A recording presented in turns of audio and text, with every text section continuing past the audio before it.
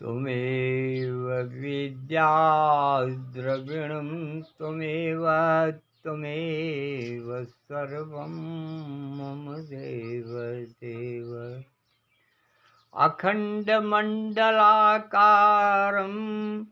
व्याप्तेन चराचरं तत्पदं दर्शितां येन तस्मै श्रीगुरुवे नमः।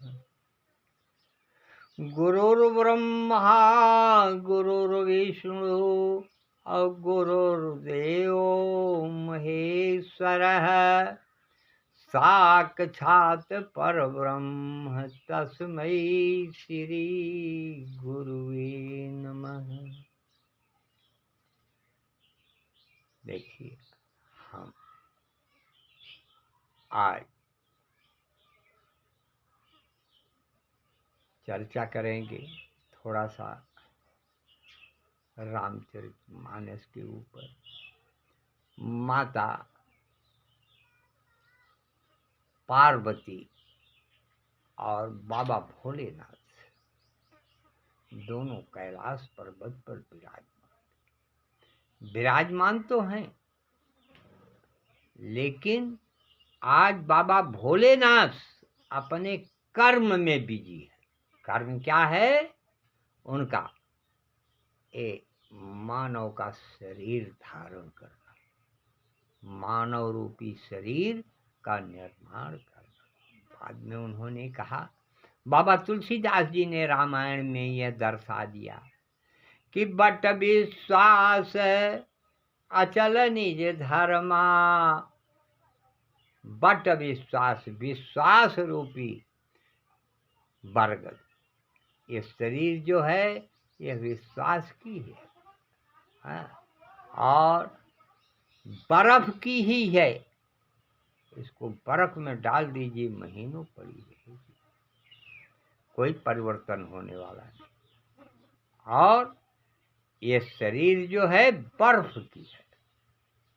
आज भगवान भोलेनाथ मनुष्य के शरीर का निर्माण कर रहे हैं और वहीं पर माता पार्वती बैठी हुई हैं, वो कुछ नहीं कर रही, कुछ नहीं कर रही।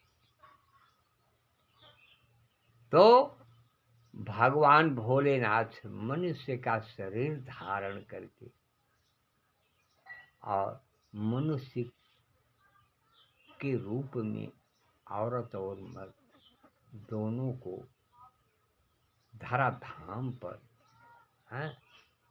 बना करके और भेज दिया और सबको 100 काम मिलता है। 100 काम कहा, आप लोग जाइए, 6 काम छोड़ करके बाकी 94 आपको सुविधा है। 94 धन भोज विद्या, हर चीज की सुविधा है आपको।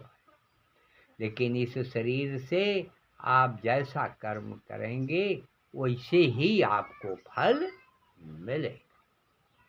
अच्छा कर्म करेंगे तो आपको अच्छा फल मिलेगा, अगर आप बुरा कर्म करेंगे तो आपको बुरा फल। इस तरीके से अच्छा और बुरा कर्म दोनों आपके साथ लगा हुआ है। और गरीबी और अमीरी वो भी आपके साथ लगी हुई है। जैसे लक्ष्मी और कुलक्ष्मी, लक्ष्मी और कुलक्ष्मी ये दोनों सगी बहन। और कुलक्ष्मी कहती हैं कि हे बहन, आप तो जहाँ जाती हैं आपका आदर होता है और हमको तो कोई पूछता नहीं, हमारा निरादर होता है, बताओ हम जाएं तो कहाँ जाएं। कहा, ठीक है, हम बता रही हूँ आपको वह स्थान, वहाँ आपको अच्छा मिलेगा। कहाँ?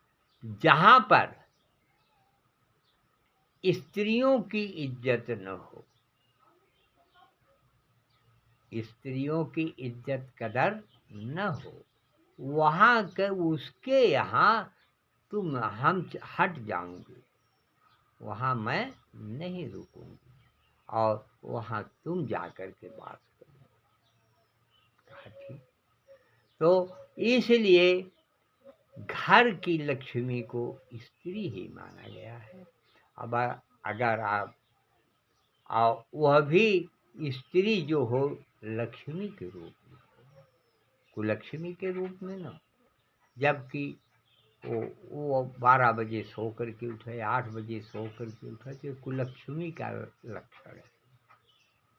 4 बजे भोर में, 5 बजे उठ करके अपना और सब क्रियाकर्म करने के बाद, हाँ, और अपने खेती गृहस्थी आश्रम अपना कर्म करे, अपना खान पान और हर चीज़ अपने बाल बच्चों अपने परिवार का देख रेख करे, वह लक्ष्मी। और अपने परिवार को, हाँ, बोलने पर उल्टा सीधा जवाब दे, वो कुलक्ष्मी है। इस तरीके से लक्ष्मी और कुलक्ष्मी का ये पहचान है।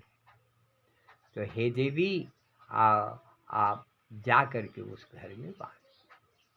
अब भगवान भोलेनाथ, माता पार्वती दोनों बैठे हुए हैं और भगवान भोलेनाथ मनुष्य में नर और नारी का, हाँ, निर्माण करके इस धराधाम पर भेज दिए कि आप लोग जाइए उस धराधाम पर, उस धरती माँ की गोद में जाइए, वहाँ आप अच्छा अच्छा कर्म कीजिए, आपको अच्छा अच्छा फल मिलेगा। और अच्छा अच्छा फल मिलेगा, वहाँ पेड़ पौधे हर चीज़ का फल पहले से आदिशक्ति ने वहाँ जन्म लिया है धरती माँ के रूप में। अब वहाँ आकर के आप पेड़ पौधों को कटवाएं, आप पेड़ पौधों को नष्ट करें, हाँ, इससे आप महान घोर पाप कर रहे हैं। एक हरा वृक्ष कटवा देने का मतलब 101 वृक्ष आप उसी तरीके से तैयार कर दीजिए, तब उसका पाप जाता है। ऐसा कहा सुना गया। इस तरीके से, हाँ, पाप और पुण्य दोनों एक साथ हैं, एक सगे भाई हैं। पाप और पुण्य दोनों सगे भाई हैं। एक का काम है, अब कर्म के आधार पर जैसा ही आप कर्म करेंगे उसी तरीके से आपको फल मिलेगा। अब बाबा भोलेनाथ, माता पार्वती सती के रूप में धरती बन करके आपके ऊपर, आपकी सेवा में हर तरह के फल, हर तरह की दवाई, हर तरह के उपचार, आपकी सेवा में जीने के लिए अन्न धन हर चीज दे रही है। आप न करें तो कौन, किसकी जरूरत? खाने के लिए, पीने के लिए जल है, अन्न है, सब तो आपके यहाँ गजा हुआ है, सब कुछ दे रही हैं। लेने वाला होना चाहिए। अगर लेने वाला नहीं है तो माता देकर की क्या करेगी? आपको दूध, हर चीज की व्यवस्था माँ ने किया है, आप उसका ग्रहण कीजिए, उसका सेवन कीजिए, उसकी सुरक्षा कीजिए। इस तरीके से माता आपके, हाँ, हर एक सुख दुख को देखते हुए आपके ऊपर कल्याणकारी माँ हमेशा आपकी याद करती है, भले आप माँ की याद नहीं। जैसे आजकल कलयुग का समय चल रहा है,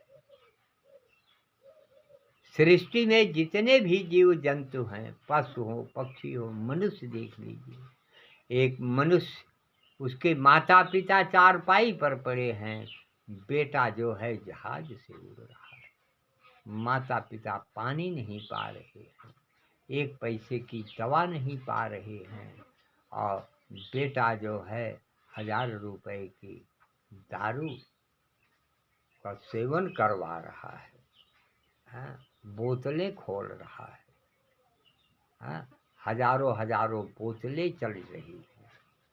एक कलयुग है। इसी का नाम कलयुग है। माता पिता खाने के लिए नहीं, और वह सदा व्रत बांट रहा है। इसलिए अब जो है हम यही कथा का विश्राम करेंगे और आगे की कथा हम फिर चालू करेंगे।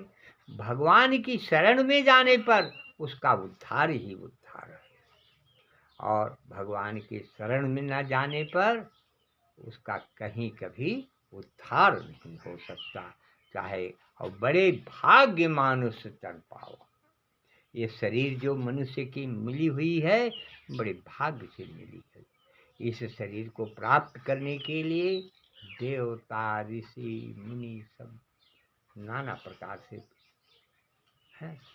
तो इस शरीर को पा करके आप धर्म का काम कीजिए।